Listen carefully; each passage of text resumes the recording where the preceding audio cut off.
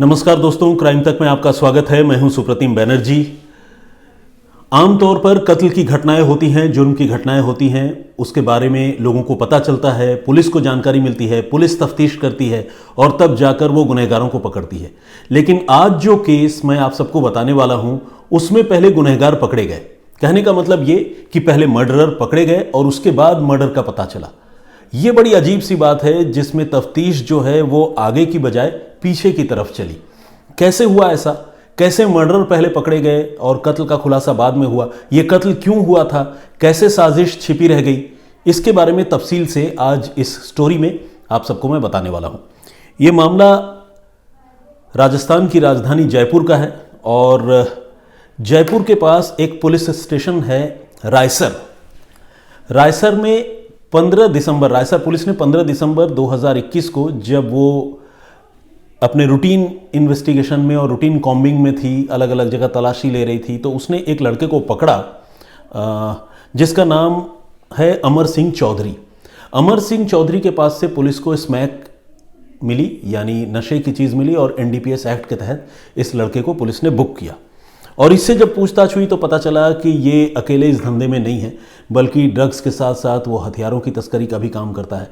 तो पुलिस ने जब उसे और सख्ती से पूछताछ की तो उसने एक और लड़के का नाम लिया और उसने कहा कि एक मेरा साथी है रघुवीर, वो जो है मेरे साथ में काम करता है और हम ड्रग्स के साथ हथियारों का भी काम करते हैं।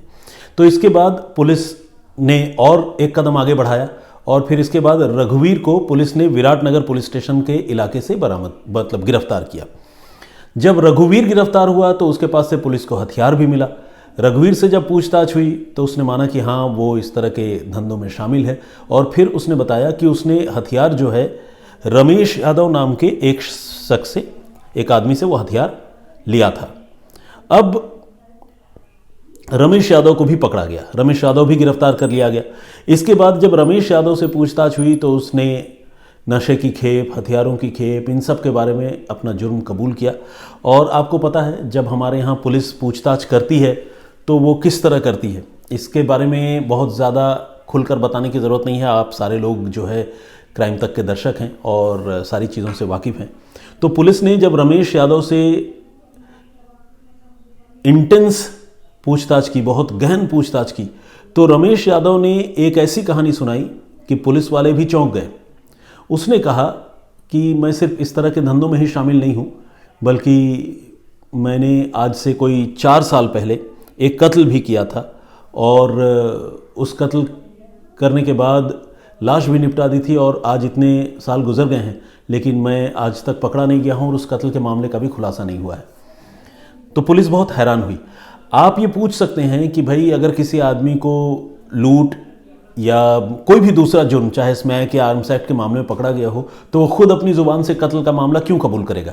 लेकिन जैसा कि मैंने आपको बताया कि पुलिस जब अपनी पर उतर के आती है तो अच्छे अच्छे जो है वो मुंह खोल देते हैं। और इस बदमाश ने, जिसका नाम रमेश यादव है, इसने भी पुलिस के सामने अपना मुंह खोला और उस जुर्म के बारे में भी मुंह खोल दिया जिस जुर्म के बारे में पुलिस को जानकारी ही नहीं थी। इसने ये बताया कि इसने जो है 4 साल पहले मनोहरपुर थाना इलाके में एक लड़के का कत्ल किया था और उस लड़के का नाम था विनोद भूमला। पुलिस ने पूछा, विनोद भूमला का कत्ल किया तो इतने साल तक वो मामला कैसे दबा रहा? तो उसने कहा कि हमने कत्ल करके उसकी लाश एक अंधे कुएं में डाल दी थी, एक ऐसा कुआं जो सूख चुका था और जिसमें पानी नहीं था, जिसका इस्तेमाल लोग नहीं करते हैं। तो इसके बाद लेकिन वो बात कभी बाहर नहीं आई कुएं से, न तो लाश का पता चला और न ही उस लाश के राज का पता चला। तो पुलिस को जब ये बात पता चली रमेश यादव से पूछताछ के बाद, तो पुलिस सीधे पहुंची मनोहरपुर थाना इलाके के बक्सा वाली ढाणी में, क्योंकि जो रमेश है उसने बक्सा वाली ढाणी का ही नाम लिया था। और पुलिस ने जाकर देखा कि वहाँ वाकई एक कुआं है जो 50 फीट से भी ज़्यादा गहरा है। और रमेश यादव को भी पुलिस लेकर गई और उसके डिस्क्लोजर पर, उसकी निशानदेही पर पुलिस ने इस कुएं में जो है लोगों को उतारा। और जब बारीकी से पुलिस ने कुएं के अंदर तलाशी ली तो पुलिस ने देखा न सिर्फ एक कंकाल, हड्डियों के टुकड़े, बल्कि एक चप्पल और कुछ कपड़े भी उस कुएं से पुलिस के हाथ लगे। ये चीज़ें बरामद हुई। कहने का मतलब ये कि ये जो रमेश है ये पुलिस के दबाव में ही सही और कानून के शिकंजे की वजह से ही सही सच बोल रहा था। इसके बाद वो सारी चीज़ें पुलिस ने वहाँ से एक्सट्रैक्ट की, बाहर निकाली और उसकी तफ्तीश के लिए फॉरेंसिक एक्सपर्ट्स के साथ पुलिस गई थी और उसके बाद उसकी तफ्तीश के लिए उसको FSL लेबोरेटरी में भिजवाया गया, फॉरेंसिक साइंस लेबोरेटरी में उसे भिजवाया गया, ताकि उसकी DNA की भी पहचान हो और ये पता चल पाए कि वो किस घर का लड़का है। हालांकि रमेश यादव ऑलरेडी उसकी पहचान बता रहा था, वो बता रहा था कि इस लड़के का नाम विनोद भूमला था। अब सवाल यह है कि रमेश ने विनोद भूमला का कत्ल क्यों किया और इतने दिनों तक ये बात बाहर क्यों नहीं आई? तो इसका जवाब भी इसी केस की तरह बहुत ही शॉकिंग है, चौंकाने वाला है। विनोद भूमला के साथ रमेश की लड़ाई कोई आज की नहीं थी। अब जब पुलिस ने इनको गिरफ्तार किया है रमेश को, तो इसकी उम्र 30 से ऊपर है, 30 से 32 साल के दरमियान है। और इसका ये कहना है कि रमेश उसका विनोद भूमला के साथ तब से लड़ाई चली आ रही थी जब वो 11वीं में पढ़ते थे। ये दोनों एक ही स्कूल में पढ़ते थे और 11वीं कक्षा से इन दोनों के बीच में तनातनी और लड़ाई थी। दोनों के अपने अपने ग्रुप थे और दोनों के ग्रुप में अक्सर टकराव भी हुआ करता था और ये दुश्मनी उसी समय से चली आ रही थी। 2018 में वो मौका आया जब रमेश यादव ने विनोद भूमला का कत्ल किया। हुआ यूं कि एक बार जब विनोद भूमला की किसी और से लड़ाई हुई तो रमेश यादव ने उसे उस लड़ाई के मामले में राजीनामा करवाने का भरोसा दिया, सेटलमेंट करवाने का भरोसा दिया, ताकि पुलिस केस वगैरह से बचा जा सके। विनोद उसकी बातों में आ गया और रमेश अपने एक और साथी के साथ मिलकर एक बाइक में विनोद को उस जगह पर ले जाने लगा जिस जगह पर सेटलमेंट की कहानी जो है उसने सुनाई थी। अब विनोद जब आधे रास्ते तक पहुंचा तो उसको इस बात का एहसास हो गया कि शायद उसने गलती कर दी कि उसने अपने दुश्मनों पर यकीन कर लिया राजीनामे के लिए या सेटलमेंट के लिए, और उसको डर सताने लगा। हो सकता है कि रमेश यादव और उसके जो दूसरे साथी थे जो विनोद को धोखे से अगवा कर ले जा रहे थे, उसकी बातचीत से विनोद को ये बात पता चल गई। तो विनोद किसी तरह बाइक से कूदा और कूद कर भागने लगा और ये वही जगह है बक्सावल की ढाणी जहां पर यह घटना हुई थी। ये जुलाई महीना था और साल था 2018, शाम का वक्त था। तारीख बहुत क्लियर नहीं है क्योंकि ये जो मुलजिम है रमेश यादव, ये खुद ही पुलिस को तारीख सही बता नहीं पा रहा है। तो जब ये बात हुई और वो भागने लगा विनोद भूमला गाड़ी से उतरकर, तो इन्होंने फिर उसका पीछा किया, वो पैदल और ये बाइक में, और ये दो लोग और वो अकेले। फाइनली इन्होंने विनोद को पकड़ा और उस पर ताबड़तोड़ चाकुओं से वार किए, उसका गला भी चाकू से काट दिया और काटने के बाद उसकी लाश पास ही जो अंधा कुआं था 50 फीट गहरा, उसमें फेंक दी। फेंकने के बाद ये लोग वहां से चले गए और किसी को कानो कान इस घटना के बारे में कोई जानकारी नहीं मिली।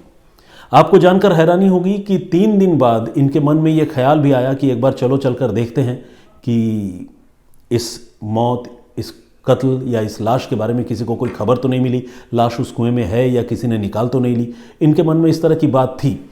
तो ये उस कुएं के पास पहुँचे और कुएं के पास पहुँचने के बाद जब इन्होंने झांक कर देखा तो अंदर से वाकई बहुत बदबू आ रही थी। इनको समझ में आ गया कि लाश कुएं में ही है और सड़ रही है, और जिस तरह से बदबू बाहर आ रही है कहीं ऐसा ना हो कि वो पकड़े जाए। फिर इन लोगों ने और तरकीब लगाई। गांव में ही एक दुकान में गए और उस किराने दुकानदार को इसने कहा कि हमें 100 किलो नमक चाहिए, नमक का कट्टा यानी बोरी चाहिए। तो जो भी वजह या बहाना बताया हो मुझे नहीं पता, इन लोगों ने पुलिस से कहा कि उन्होंने मांगा और दुकानदार ने वो बोरी उपलब्ध कराई, इन्हें दी। तो उसके बाद 100 किलो नमक का कट्टा वो लेकर आए, और लेकर आने के बाद वो सारा नमक जो है इन्होंने रात के अंधेरे में उस कुएं में ऊपर से डाल दिया, ताकि लाश जो है वो तेज़ी से गले और मिट्टी में मिल जाए और किसी को इसके बारे में पता ही न चले। 2018 की ये बात है। इसके बाद देखिए 2021, जैसा मैंने आपको बताया, सबसे पहले अमर सिंह चौधरी नाम का एक लड़का पकड़ा गया, उसकी निशानदेही पर रघुवीर पकड़ा गया, रघुवीर की निशानदेही पर रमेश यादव पकड़ा गया, और अब 4 साल बाद रमेश यादव उस कत्ल की कहानी सुना रहा था। फाइनली पुलिस ने, जैसा मैंने आपको बताया कि वो लाश तो बरामद की ही, इनसे पूरी कहानी भी सुन ली, समझ ली। अब पुलिस ये जानना चाहती थी कि आखिर ये लड़का विनोद भूमला अपने घर से गायब हुआ तो इसके बारे में क्यों किसी को पता नहीं चला। तो पुलिस ने जब विनोद के घर वालों से बातचीत की तो पुलिस को फिर एक झटका लगा। पुलिस फिर शॉक्ड हो गई ये जानकर कि विनोद अपने घर से गायब हुआ तब से लेकर आज तक उसके घर वालों ने कभी अपने बेटे की गुमशुदगी की रिपोर्ट तक नहीं लिखवाई। किडनैपिंग या मर्डर की बात तो बहुत दूर है, उन्होंने विनोद की गुमशुदगी की रिपोर्ट नहीं लिखवाई।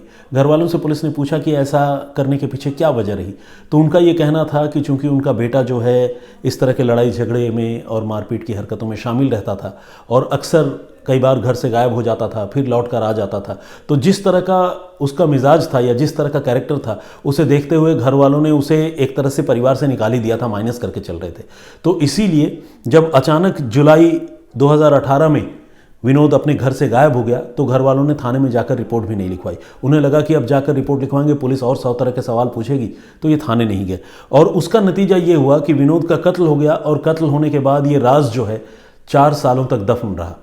लेकिन इसे कुदरत का निज़ाम कहें या कुछ भी कहें, मैं कई बार कहता हूं ना कि कत्ल के मामले जो है वो देर सवेर चाहे जैसे भी हो सुलझ ही जाते हैं, ज़्यादातर मामले, 100% तो नहीं। तो ये मामला भी वैसा ही है। इन्हें पकड़ा था आर्म्स एक्ट और ड्रग्स के मामले में, एनडीपीएस के मामले में, लेकिन इन्होंने खुद कत्ल का जुर्म कबूल कर लिया। तो पुलिस ने रमेश यादव को तो गिरफ्तार किया ही, इस कत्ल में शामिल उसके कुछ एक और साथियों को भी पुलिस ने इस मामले में गिरफ्तार किया। अब जो कल मैंने आपसे सवाल पूछा था, उस सवाल का जवाब मैं आपको देना चाहता हूं। कल हमने ये पूछा था कि अगर आपके घर में कोई चीज़ खो जाती है तो उसे कैसे ढूंढना चाहिए, कहाँ से उसके ढूंढने की शुरुआत करनी चाहिए। तो इसके पीछे एक साइंटिफिक और लॉजिकल आंसर है और वो है घर में आप राइट साइड से चीज़ों को ढूंढना शुरू करें, क्योंकि वैज्ञानिकों ने एक जांच में ये बात पाया है कि हम में से ज़्यादातर लोग राइट हैंडर होते हैं और हम अपने घरों में जिन चीज़ों को रखते हैं और रखकर अक्सर भूल जाते हैं, वो चीज़ें अपने दाएं हाथ पर ही किसी सुरक्षित जगह पर हम रखने की कोशिश करते हैं। इसीलिए कोशिश ये होनी चाहिए कि जब भी आप घर में कोई चीज़ खो जाए तो उसकी तलाशी जो है राइट हैंड साइड से शुरू करें। बहुत मुमकिन है कि आपको जल्द इसमें कामयाबी मिलेगी। अब सवाल कल के लिए, हम सब जानते हैं कि आकाश गंगा में जो है वो लाखों तारे मौजूद हैं, जिसकी गिनती जो है समय समय पर खगोल शास्त्री अपने हिसाब से करते रहते हैं, बताते रहते हैं। ऑब्वियसली एग्जैक्ट नंबर तो वो भी नहीं बता पाते, लेकिन वो बताते हैं कि किस तरह से लाखों तारों से आकाश गंगा बना हुआ है, बल्कि लाखों से भी ज़्यादा। मैं तो सेफ साइड में लाखों बोलकर चल रहा हूँ। लेकिन इस दुनिया में एक चीज़ ऐसी भी है जिसके बगैर इंसान एक पल भी जिंदा नहीं रह सकता, और वो चीज़ आकाशगंगा के तारों से भी ज़्यादा इस दुनिया में, इस धरती पर मौजूद है। वो क्या चीज़ है और वो कितनी ज़्यादा है आकाशगंगा के तारों के मुकाबले? अगर आप इसका जवाब दे पाएँ तो ये बहुत ही अच्छा रहेगा। ये एक रोचक सवाल है और मुझे उम्मीद है कि इस पर आप ज़रूर अपना ब्रेनस्टॉर्मिंग करेंगे, दिमाग लगाएंगे, और इस सवाल का जवाब मैं आपको कल दूंगा। अब आइए, आज जो स्टोरी मैंने आप सबको सुनाई थी, जो आप ऑलरेडी देख चुके हैं, उस स्टोरी पर जो कमेंट्स आए हैं, कुछ उन कमेंट्स को पढ़ता हूं और कुछ नाम पढ़ता हूं। सिमरन कौर जी हैं, इन्होंने जय हिंद जय भारत लिखा है, और शुभरात्रि डियरेस्ट सर लिखा है। थैंक यू वेरी मच सिमरन जी, आपका बहुत स्वागत है। Shaukat Ali, title of the story doesn't match with the contents of actual story narrated by you. ऐसे आपकी हर कहानी में कुछ ना कुछ लेसन रहता है। Thank you very much Shaukat Ali साहब। विनय नासवाले जी हैं, थैंक यू वेरी मच विनय जी। पूनम गुरुंग कर्मकार, इन्होंने कहा है कि बंगाली होने के बावजूद हिंदी आप ठीक ठाक बोलते हैं। इन्होंने तो खैर ठीक ठाक से ऊपर का दर्जा दिया है, थैंक यू वेरी मच इसके लिए। रेखा वर्मा जी, इन्होंने कहा है कि प्यार करना गलत नहीं, प्यार में धोखा दिया संजय ने, शादीशुदा होते हुए दूसरी शादी की, ये गलत है। बिल्कुल आपने सही कहा रेखा जी। लवकुश वर्मा जी, एडवेंचर आनंदा, भारत साहू, अनिल मेहता सफ़र, मुकेश वर्मा, रेखा भट्ट, पीटर येन, हुसैन सैयद, दत्तात्रेय अवध, बरका कुस्मी, विजेंद्र सिंह जी लगातार कमेंट करते हैं और बहुत अच्छे अच्छे कमेंट करते हैं। आज इनका कमेंट मैं पढ़ना चाहता हूँ। सुधा वसावा जी, अशप्रीत संधू, मनोज प्रभाकर, अनवरुल हक, किरण सेठ, विजय रोशन और ललित राठिया। बहुत बहुत धन्यवाद आप सभी लोगों का। आपके अलावा भी सैकड़ों लोगों ने कमेंट किया है, बहुत सारे लोगों ने अपनी बातें रखी हैं, कुछ सुझाव भी दिए हैं। मैं आप सारे लोगों का आभार प्रकट करता हूं। इस तरह से आप लोग मेरी वीडियोस को देखते हैं, लाइक करते हैं, कमेंट करते हैं। प्लीज़ इस प्यार को और इस सिलसिले को बनाकर रखिएगा। मैं लगातार यूं ही हाजिर होता रहूँगा। फिलहाल आज के लिए मुझे इजाज़त दीजिए। अपना बहुत ख्याल रखिए, सुरक्षित रहिए। जय हिंद, जय भारत।